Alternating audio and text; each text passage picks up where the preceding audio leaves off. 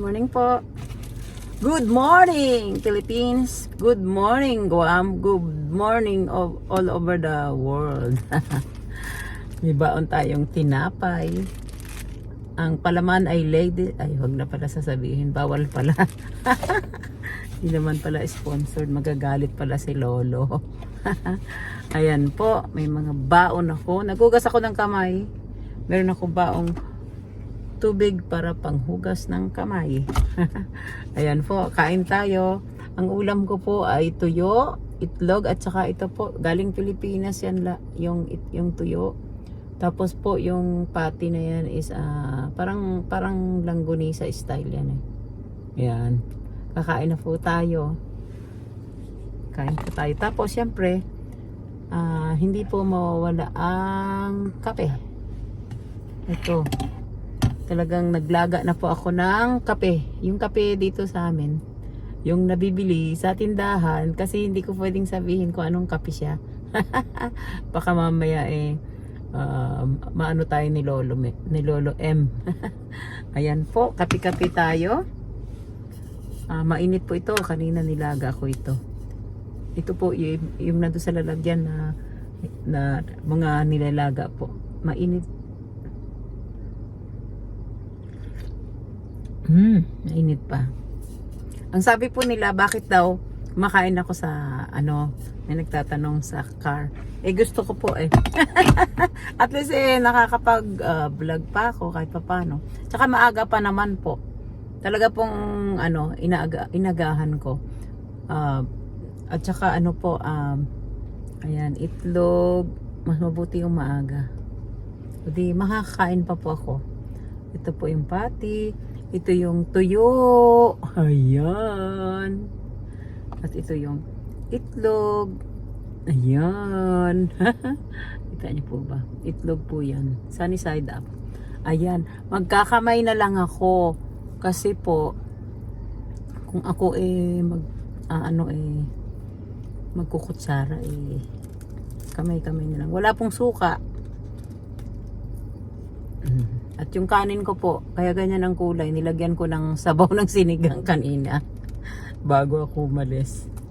Ayan, kain na tayo. Wala nang sausawan.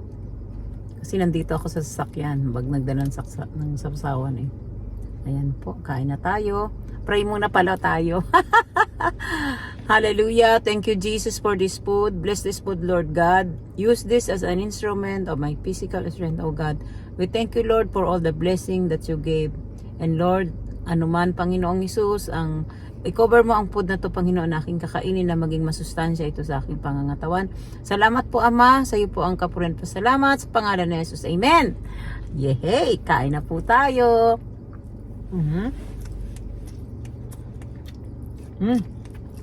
Masarap. Minsan po, masarap kumain sa labas. Sa kotse. Hindi naman lagi. Pag talaga lang kailangan na kumakain ako dahil kung maaga pa naman. Mas gusto kong kumain dito. At least po, wala istorbo. Kain lang kain. Ang sarap po nito. Galing to Pilipinas. Ayan, no? Parang tusino. Style. Parang siya. Sarap. Ang sarap na.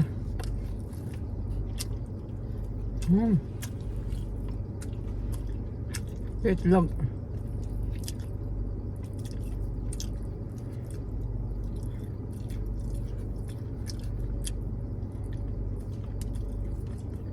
Nagahan ko po para wag ako ma-traffic. At least nakalabas na ako. Dito na ako sa lugar namin. Tumambay man ako dito sa labas, okay lang.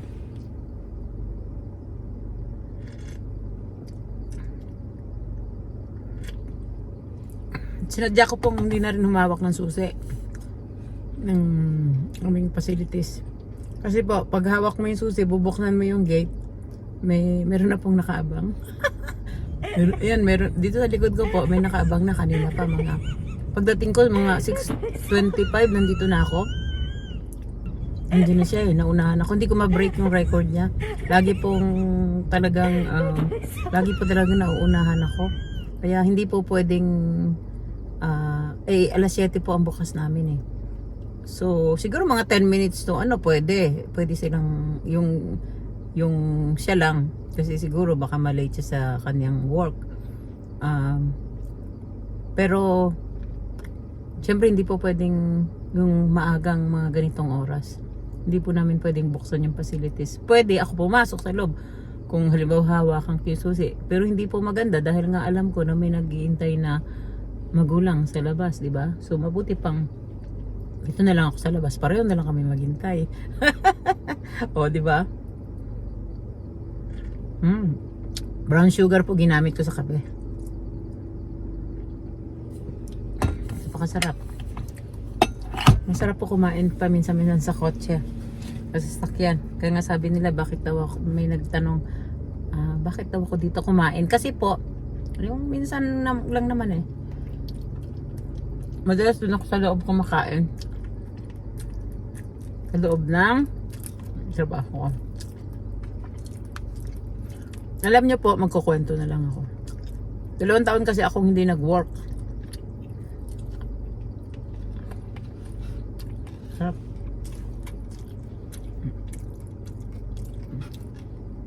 Kasi akala ko rin ayoko na magtrabaho. Kaya lang tumataba po ako, lumalaki yung bilbil ko. Pagka ako po na doon sa bahay, wala nang ginawa kundi gumawa ng mga videos, mga gano'n.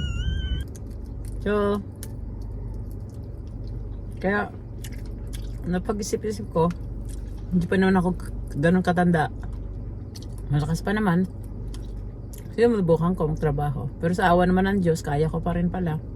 Kaya ito po, trabaho ako uli. Nung May 15 lang ako nag-start.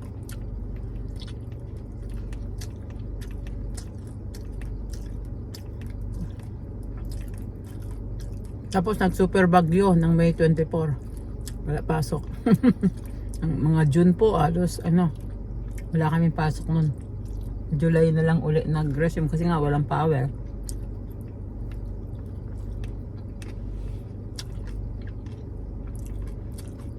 Nung June on and off po ang power. Kahit po hanggang ngayon on and off pa rin, pero hindi na gano'ng katagal. Kagabi pagdating ko sa bahay, wala pong power. Sa mall, nawala din yung power. Nandun ako sa mall kagahapon. Kahapon po holiday dito. So, wala pong pasok kahapon dito.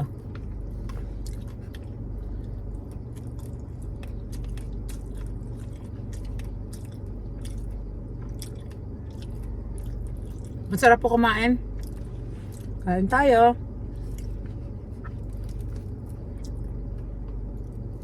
Masarap din naman walang trabaho. Actually. Kaya lang, mas masarap po ang may trabaho. May dagdag kita. Lalo na,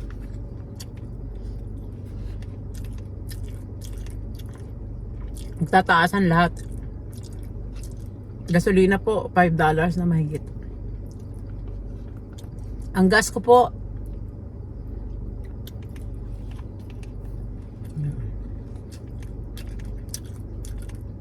$50 mahigit. $50, almost 2 weeks. Kape-kape.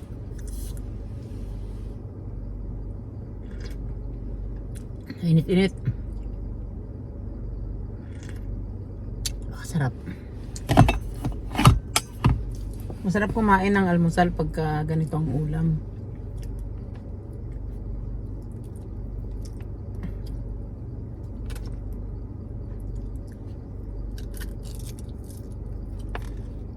Sarap po.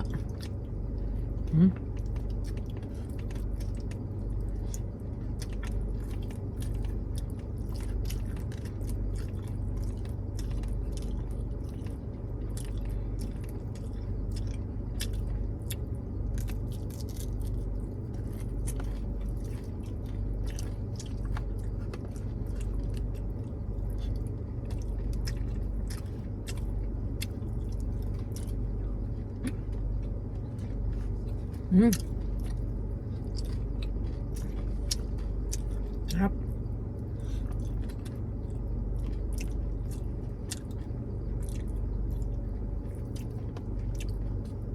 Masarap pong nakakamay.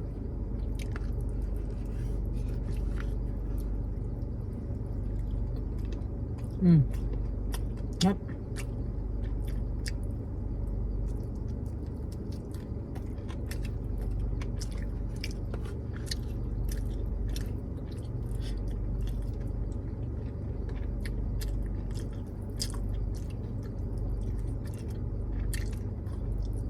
O kung wala kayo may content, ito kahit kumakain kayo, pwede nyo lang i-content, di ba?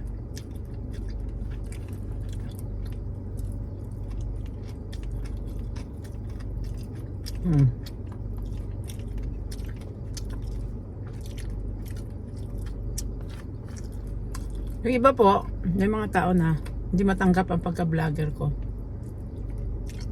Nababas din po ako. Kaya hindi nila maintindihan na ito yung gusto ko. Ayan, nandyan na po yung kasama ko. Sa likod nakikita ko kaya ako hindi tumitingin sa inyo. Nandyan na.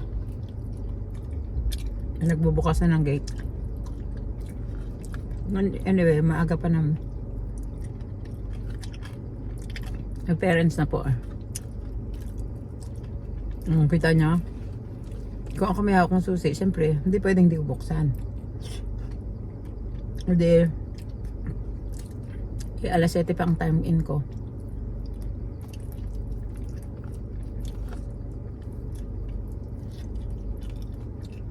Bukas na yung gate. Ayun, nakita nyo may naka-pink. Yung kasama ko po naka-pink. Siguro akala niya Lunes ngayon. Martes po ngayon. Kulay po ng aming uniform is ito. Yung pink po pagka Monday yun. Siguro nakalimutan niya. Mamaya alas kain ko yun.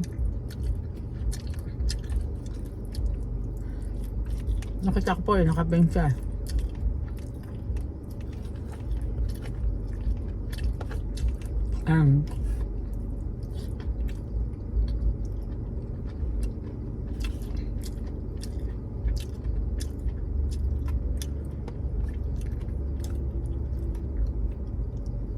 Sarap po.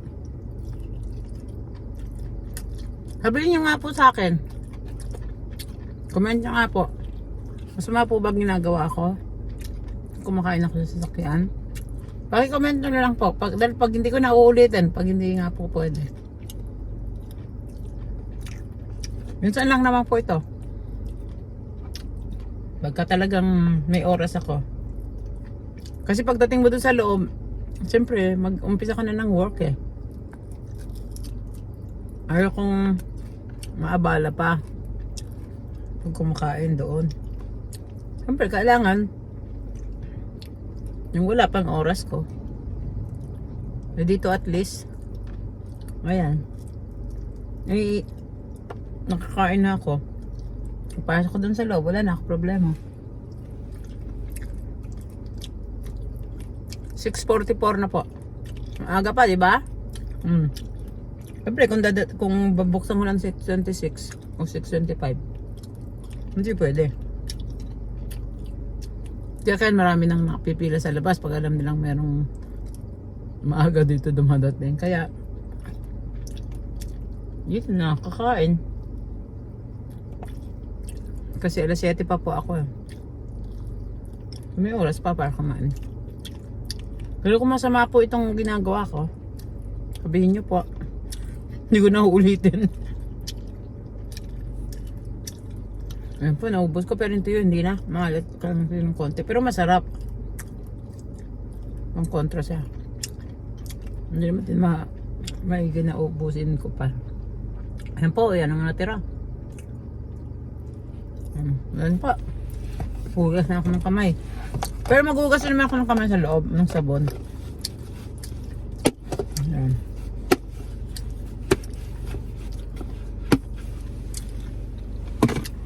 Yan, ito mamaya po pumerenda.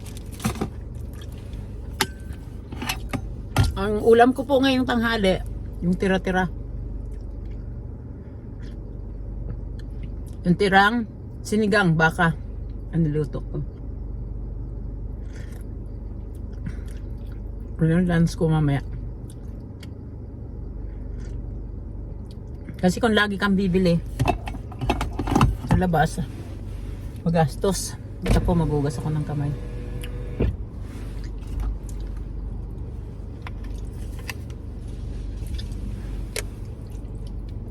Ayan.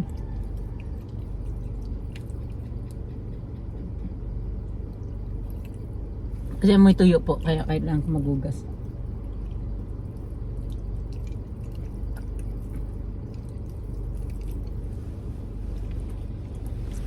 Yan, tapos na po. Salamat po sa inyong panonood. Thank you very much. And God bless you all po. God bless you. Thank you po. Thank you very much sa oras ninyo. Thank you po. Heart naman oh. Heart naman. And comment kung may gusto kayong itanong. Thank you po.